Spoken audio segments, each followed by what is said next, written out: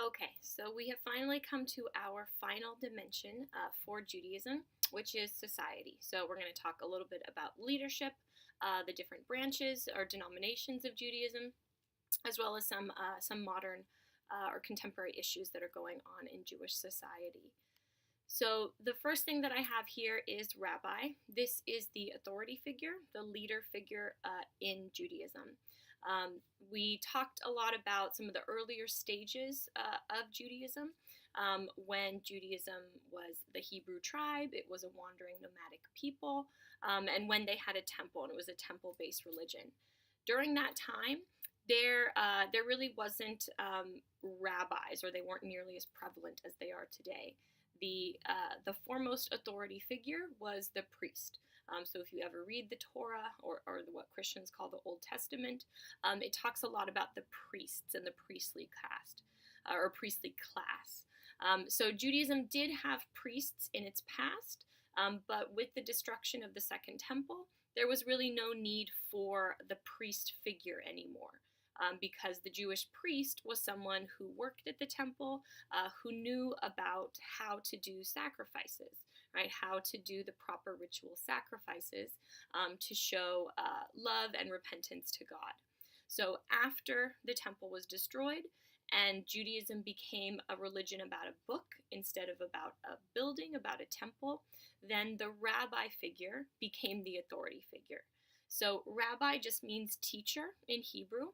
And a Jewish rabbi is someone who goes to school in order to study Jewish history, the Hebrew language, the Torah, Jewish practices, traditions, all of that stuff. They usually go to what's called a yeshiva, which is a Jewish school for Jewish learning. And they also go to a rabbinical school. So they go to a college, a seminary, in order to study to be a rabbi. A rabbi, that is his or her full-time job. They work with a synagogue or temple. They are primarily seen as an educator. So they are someone who leads the Shabbat services, leads the Torah reading, the Torah study, the traditions that are done during the Shabbat service, and they also lead lots of other classes. A temple or synagogue is a place of learning. So there are Torah study classes, Hebrew study classes, Jewish history classes, Jewish religion classes, and a lot of those will be led by the rabbi. So he's seen as sort of the person who has this learning, this education about Judaism.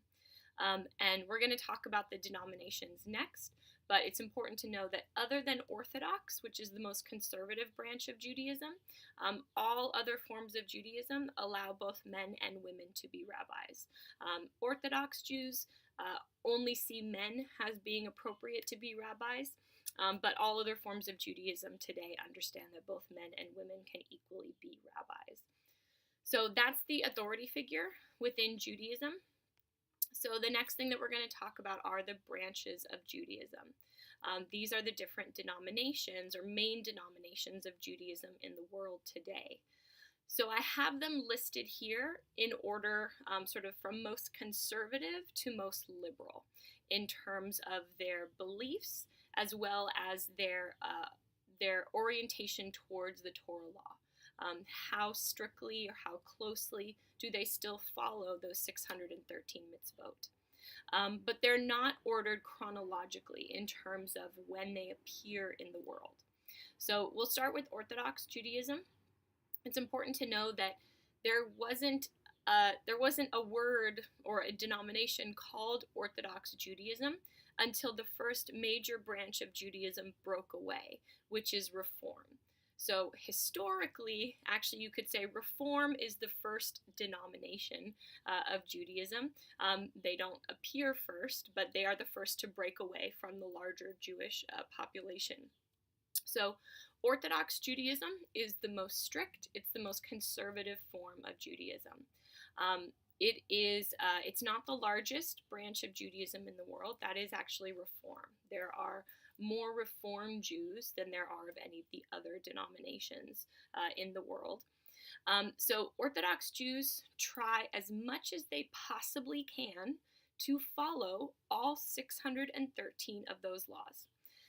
There are definitely some that are difficult, if not impossible, to still follow because the temple is not there, for example. So some of them have to do with, rituals to be done at the temple, things like that.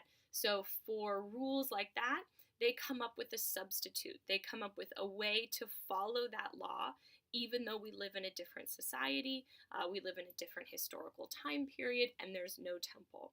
But as much as it is humanly possible for an individual in modern society to follow all 613 of those laws, Orthodox Jewish men and women try to do just that. So they are very strict in their lifestyle, in their observance of Torah law. So they would definitely, they would eat kosher every single day. They would make sure that they are wearing the proper clothing, wearing their hair in a proper way, managing their finances in a way that's accordance to Torah law. And because it's so hard in modern society to follow a Torah observant life, Orthodox Jews tend to kind of live and exist within their own communities because there are so many restrictions on what you can do, what you can eat, what you can, where you can go, what you can wear, that Orthodox Jewish men and women tend to kind of stay within their own communities and to sort of have their social world within that community. Because they want their children to go to a Jewish school. They can only eat at restaurants that serve kosher food. So things like that just make it easier in terms of lifestyle to kind of to stay within that community. So oftentimes they tend to be the most isolated of the branches of Judaism. So then there's conservative and reform. So I'll talk about reform first because that's the one that comes first historically. So Reform Judaism comes about in the 1800s, and this happens in Europe. There was a lot of anti-Semitism, a lot of persecution towards the Jewish people, and there was a great divide in European society between Jewish society and non-Jewish society, or Gentile society. That's the word for non-Jews. Because of these Torah restrictions, right? That living a Torah observant life really requires you to kind of work within your community to make that possible. It, of course, was also because of the discrimination and persecution of Christian European society towards the Jewish community. There were lots of restrictions on them, placed on them. Basically laws of segregation were put in place in most of European society that Jews were forced to also keep to themselves. They weren't allowed to attend the same schools. They weren't allowed to go in the same public spaces. In many European cities, they had to live in a certain part of the town. That was called the ghetto. That's where that word comes from. And they had a curfew and they were locked in at night. So you had to stay within your own part of the city. So what was happening was there started to be a movement among European Jews. This reform movement really starts in Germany to sort of question whether or not it's still necessary to follow every single one of those 613 laws. So Reform Judaism started to answer that question that no, it didn't make sense anymore. Those laws were given to a particular place in a particular time, and it was just becoming more and more difficult to follow those laws. So Reform Jews, or people who came to be part of this Reform movement, said that Judaism needs to be reformed. It needs to be updated to the modern world. And it is possible for Jewish men and women to follow the spirit of the law, to be an ethical people, without following all of these different laws about the clothes that you wear and how you treat your animals and all of these sort of minor aspects of daily life. So Reform Jews decided that they really wanted to focus on the ethical aspect of Judaism and not necessarily follow all of these laws. And that was something that was very attractive to a lot of Jewish people at that time. Because of following Torah laws, they were kind of, they kept to themselves. They didn't get to participate that much in European society. And there were a lot of Jewish men and women who wanted to do that. So Reform Judaism becomes very popular. And it is still, as I said, today, it's the largest denomination of Judaism. So Reform Jews are a group of Jewish people who focus on Judaism as both a religion and a people, but they don't necessarily follow all of the Torah laws.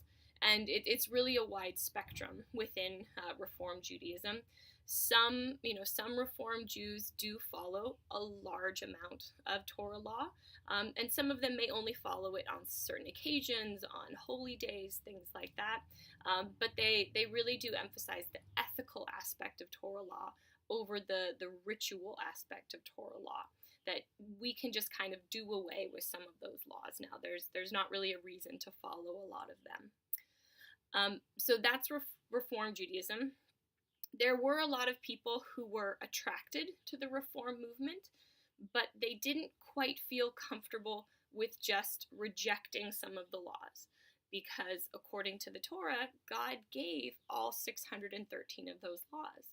So they didn't think it was appropriate to just ignore some of them. So conservative Judaism, in terms of its observance of Torah law, is right in between. So that's why I have it there in between Orthodox and Reform.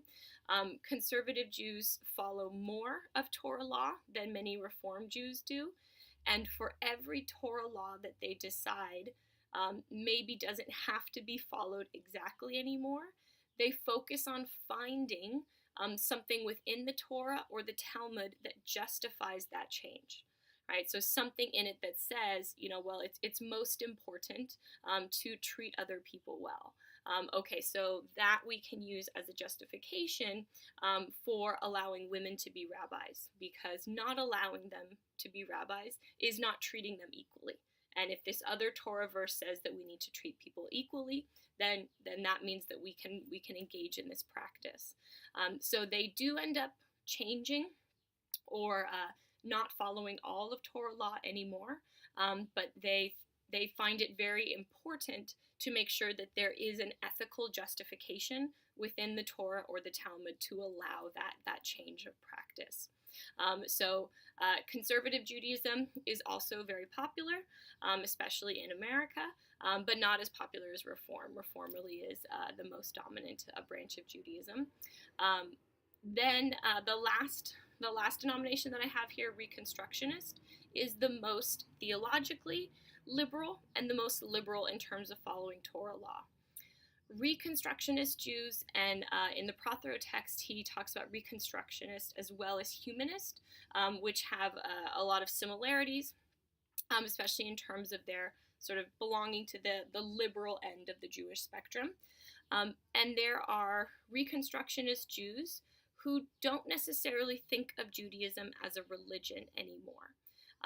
Reconstructionist Judaism is seen as a place or a path or a community for Jewish people who don't necessarily know if they believe in God anymore. So there are agnostic Reconstructionist Jews, there are atheist Reconstructionist Jews, and there are Reconstructionist Jews who do believe in God, who are theists.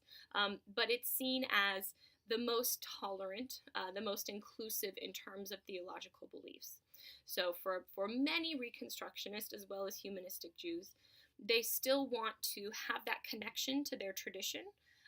They want to study the Torah as a great work of literature. They want to continue as I said, the traditions and the holidays, and remember the history and tell the stories. That's still very important to them as a community, but the religious aspect of Judaism is not as important to them. Or there's just a greater tolerance for a diversity of ideas and opinions regarding whether or not the religious aspect of Judaism is important to individuals. So many, as I said, many Reconstructionist Jews may not believe in God, they may be agnostic or atheist, but they still want to have a community in which to engage in Jewish practices, Jewish customs, and tell Jewish stories together as a community. So that's really one of the most liberal branches of Judaism today. So those are the four major branches, as well as I mentioned humanistic, which Prothero talks about, but I don't have included in here because I'm kind of lumping those together with Reconstructionist. So then the next, I'll put both of these things up here. The next two things that we're going to talk about are just some of the major contemporary issues within Jewish society.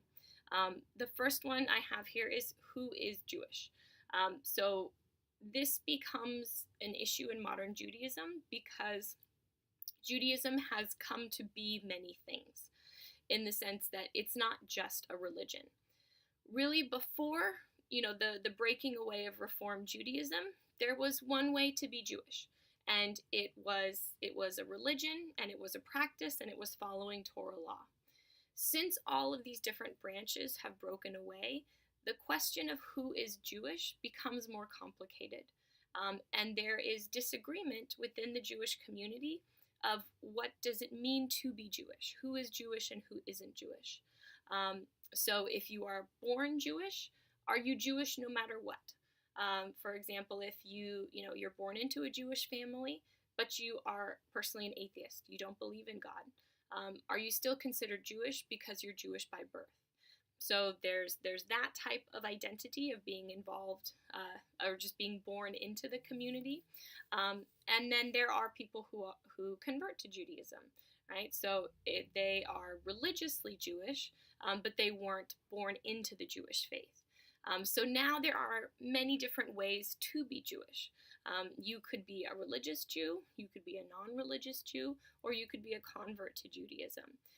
So there are new forms and new ways of being Jewish in society today.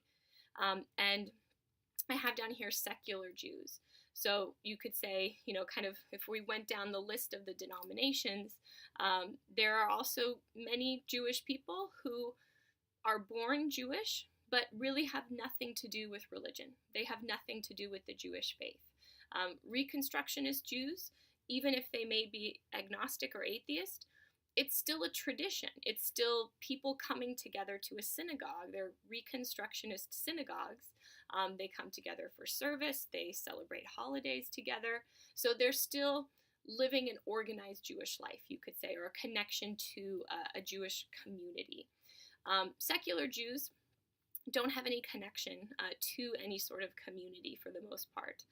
So this brings up that challenge of, well, what does it mean to be Jewish today? Do you have to be religiously Jewish to be Jewish? Are secular Jews still Jews?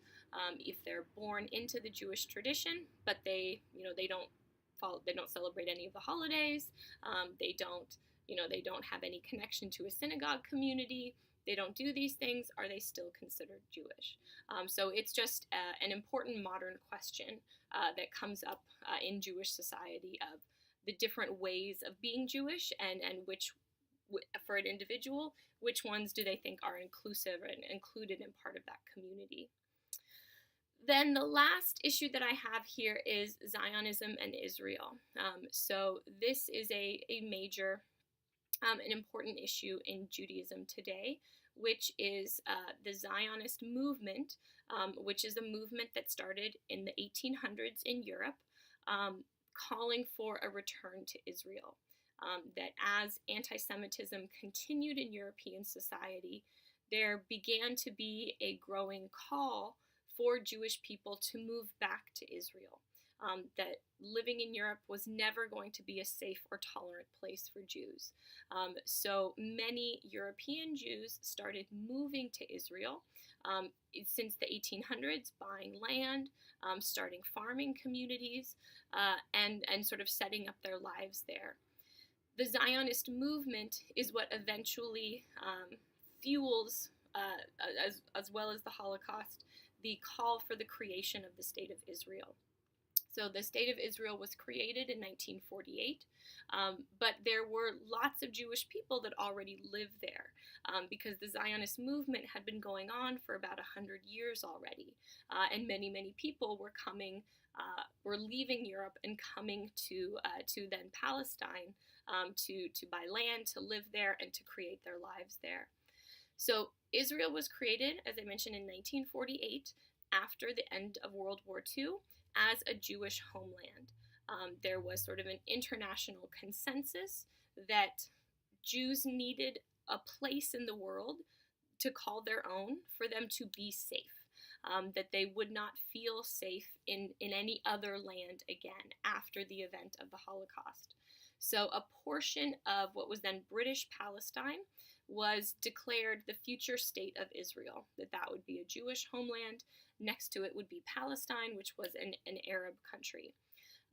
So Israel was created as a Jewish state, as a Jewish homeland. And there's a very complicated history of the creation of Israel, as well as the ongoing wars and conflicts that the creation of the state of Israel created with its neighbors.